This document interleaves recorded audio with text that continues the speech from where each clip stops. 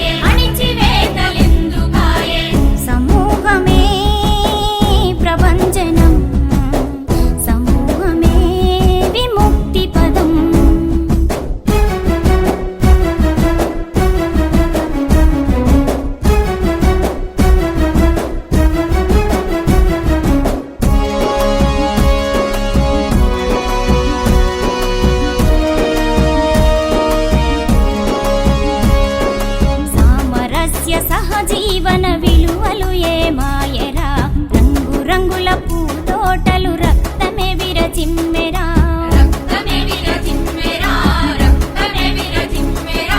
అన్నదమ్ముల మధ్యన విద్వేషపు గోడగట్టి,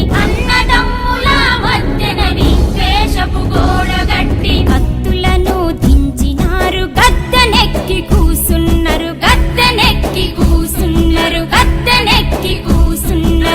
సమూహమే ప్రభంజనం, సమూహమే విముక్తి పదం.